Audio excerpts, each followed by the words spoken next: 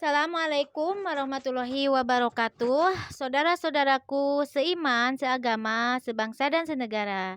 Ketemu lagi ya dengan saya. Biasalah saya akan selalu membagi-bagikan ilmu yang benar karena membagikan ilmu yang benar itu hukumnya wajib dan diperintah oleh Tuhan untuk menyebarkannya. Jadi kalau kita mempunyai ilmu yang benar wajib ya untuk disebarluaskan karena itu disuruh oleh Tuhan. Nah, sekarang saya akan membahas tentang Tuhan sudah mengatur hidup manusia. Jadi kita harus tahu ya, apa itu Tuhan sudah mengatur hidup kita sebagai manusia.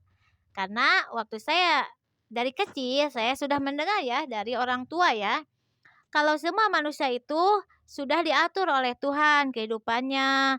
Ada yang mengatakan kalau langkah kakinya ke pengajian dilangkahkan oleh Tuhan, langkah kakinya ke keburukan sudah dilangkahkan oleh Tuhan. Nah, saya akan membahas tentang itu, bagaimana Tuhan telah mengatur hidup manusia supaya tidak gagal paham atau salah paham ya. Saya akan menjelaskannya. Jadi, maknanya Tuhan telah mengatur hidup kita manusia bukan langkah kaki dilangkahkan ke pengajian sudah dilangkahkan oleh Tuhan, kita melangkahkan keburukan sudah dilangkahkan oleh Tuhan, kita masuk neraka sudah ada takdirnya dari Tuhan, kita masuk surga sudah ada takdirnya masuk surga dari bukan. Jadi, maksudnya begini ya, supaya kita jelas dan paham ya arti itu. Jadi maksudnya Tuhan itu telah memberi aturan-aturan kehidupan kepada semua manusia yang diturunkan kepada para rasul, yaitu khusus kita Rasul kita Nabi Muhammad sebagai pemimpin kita ya. Jadi Tuhan itu telah memberi aturan kehidupan yang diturunkan kepada pemimpin umat, yaitu Nabi Muhammad SAW sebagai pemimpin umat Islam ya.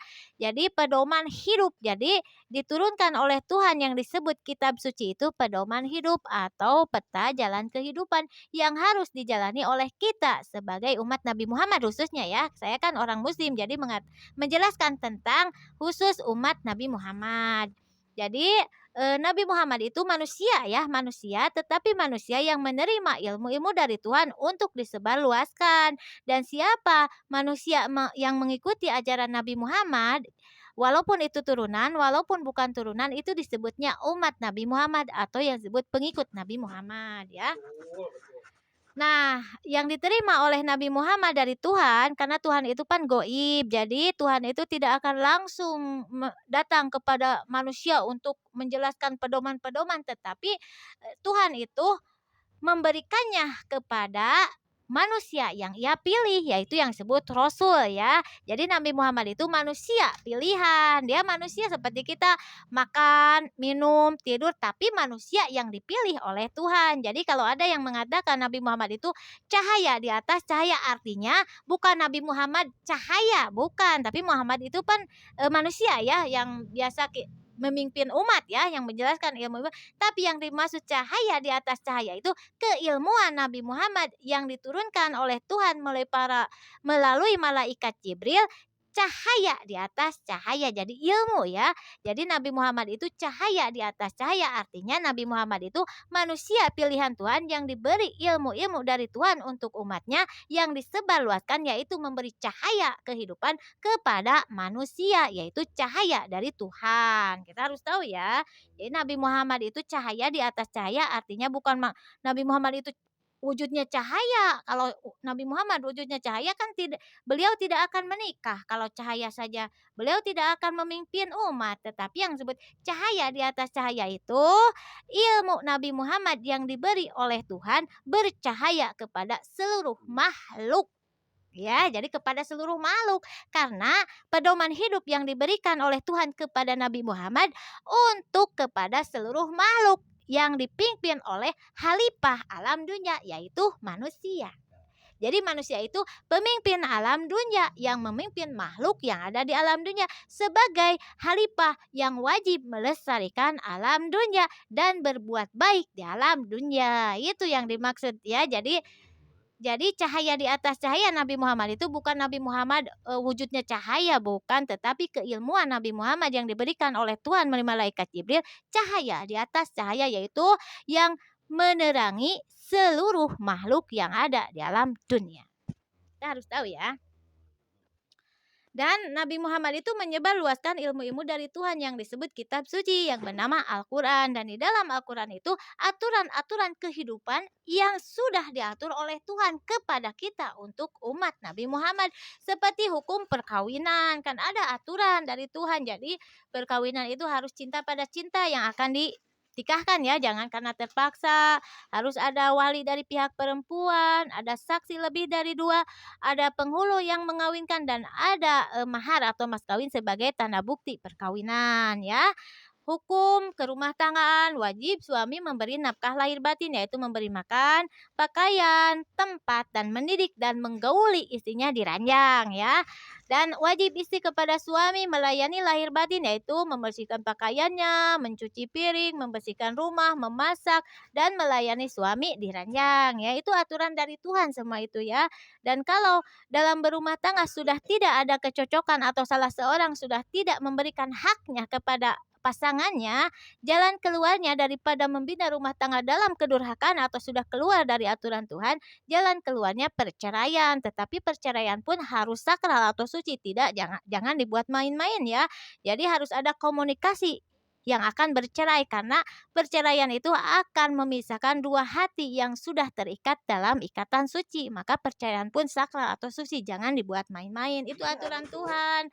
Terus kita mengurus anak, wajib orang tua itu mengurus anak dari bayi sampai usia yang ditentukan. Anak perempuan 17 tahun, anak lelaki 20 tahun. Kewajiban orang tua memberi makan, pakaian, dan mendidik. Kewajiban ibu menutuk dan mengayomi sampai usia yang ditentukan. Dari 17 tahun perempuan, 20 tahun lelaki, wajib oleh orang tua diarahkan supaya mereka mempunyai penghasilan sendiri atau usaha sampai mereka berumah tangga.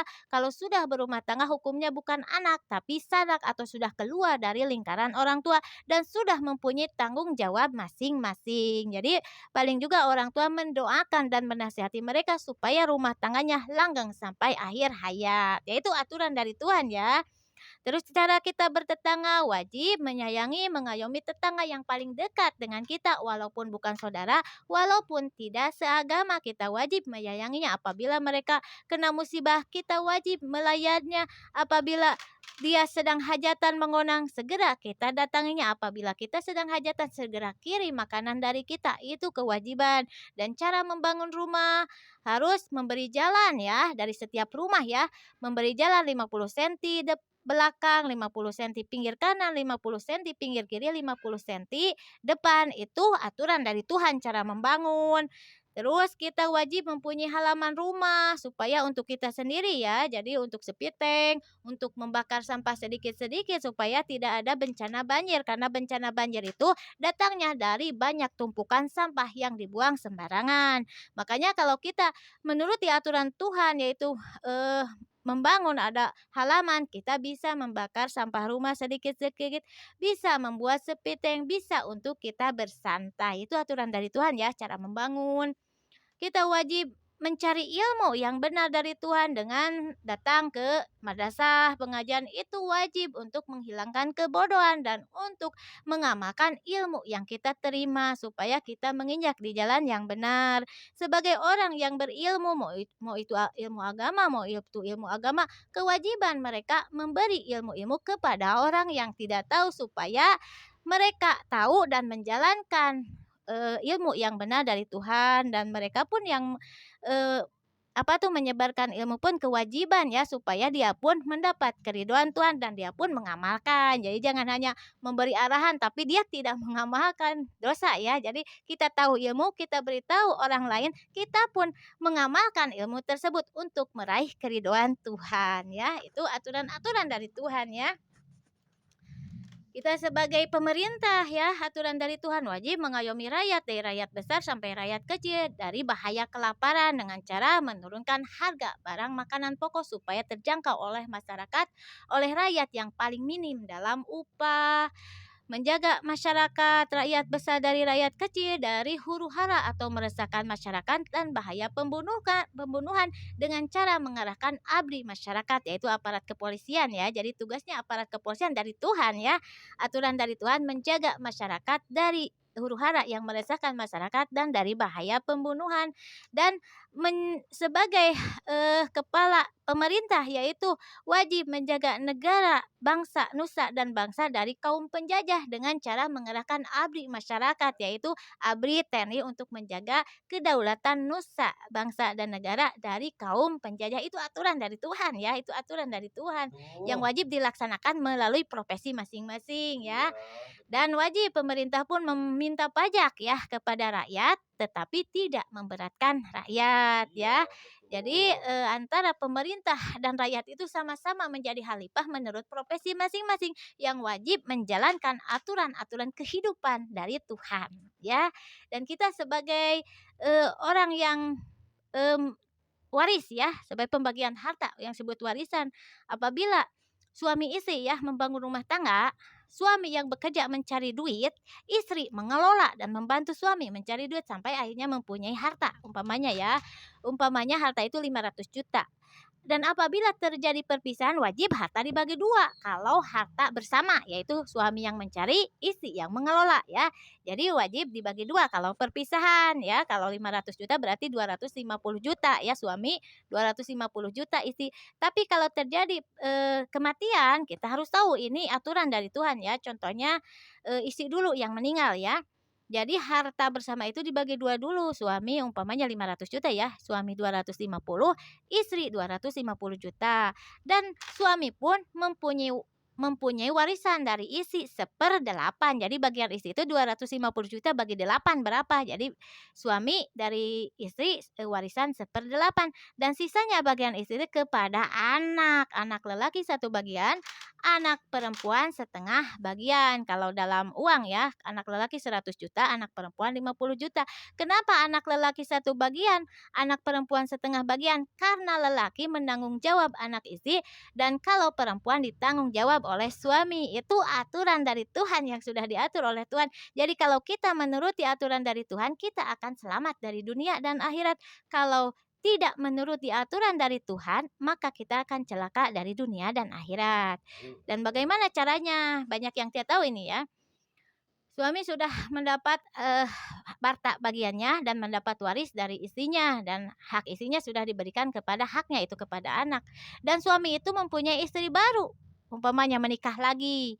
Dan istri baru pun kalau suaminya meninggal, istri baru pun mempunyai hak waris dari suami dari harta suami yaitu 1/4 dan sisanya dibagikan kepada anak semuanya. Anak dari pernikahan dulu, anak dari pernikahan sekarang semua mempunyai hak waris dari bapak. Kita harus tahu. Jadi banyak yang tidak tahu ya. Jadi banyak yang begini sekarang. Kalau suami istri berumah tangga sampai membuahkan hasil, istri meninggal. Jadi si anak itu pinginnya semua harta dari ayah dan ibunya kepada anak. Jadi karena tidak tahu ilmu ya. Jadi saya akan menjelaskannya. Jadi tidak semua harta bagian orang tua itu kepada anak, tetapi ada bagian-bagiannya itu dibagi dua dulu ya. Harta suami sekian, harta istri sekian dari orang yang sudah meninggal baru hak waris. Suami pun mendapat waris.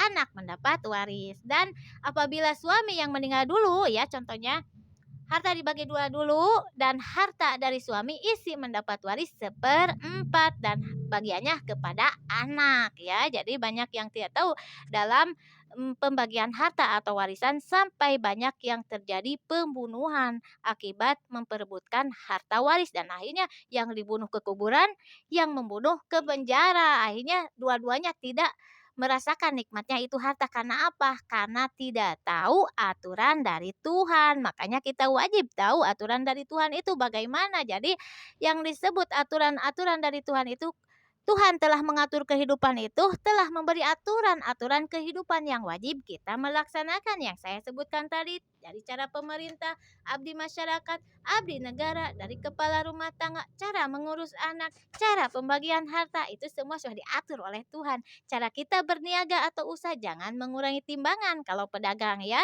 karena hukumnya dosa. Kalau kita punya hutang, kita wajib membayar kalau punya untuk membayar ya. Jadi kalau sudah punya untuk membayar kita tidak mau membayar itu hukumnya dosa bagiannya neraka karena sama dengan mencuri. Ya, kita harus tahu.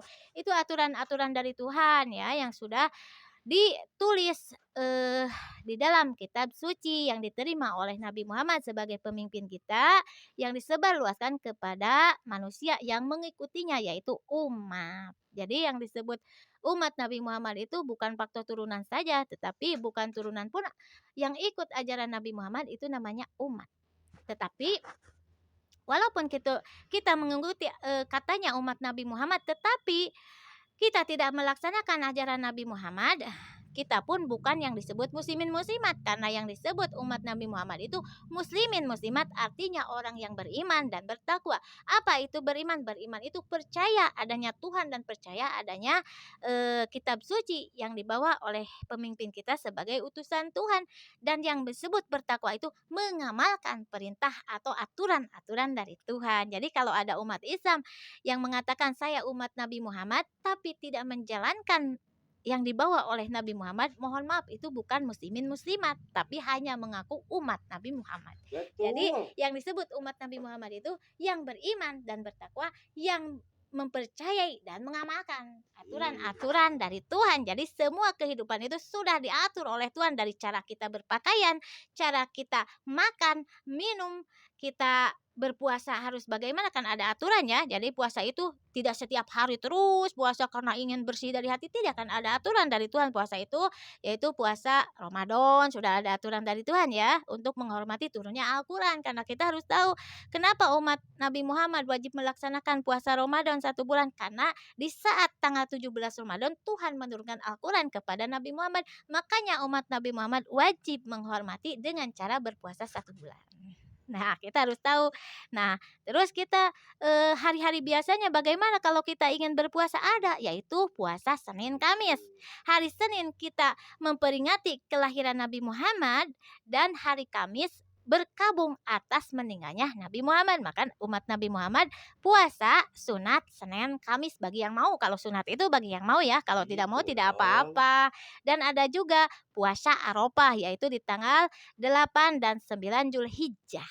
Itu ya aturan dari Tuhan. Jadi kalau kita tiap hari aja kita berpuasa untuk mengoreksi diri, untuk membersihkan hati, Tuhan telah memberi aturan. Cara berpuasa pun ada aturannya ya, cara makan, cara minum ada aturannya, yaitu minum air putih 8 gelas sehari semalam, makanan-makanan pokok 3 kali sehari, minuman yang menyehatkan, susu murni, buah-buahan yang menyehatkan, jeruk, telur rebus, itu sudah ada aturan dari Tuhan. Wortel, bayam sebagai sayurannya akan menyehatkan, olahraga teratur, tidur teratur, yaitu jam 9 sudah tidur, jam subuh atau setengah 4 bangun, itu akan menyehatkan. Itu aturan dari Tuhan ya, supaya manusia itu menjaga stabilitas badan ya, dan menuruti aturan dari Tuhan, cara-cara berakhlak bersosial yang saya sebutkan untuk menyehatkan rohani kita dan menyehatkan jasmani juga ya, kalau kita menurut aturan dari Tuhan.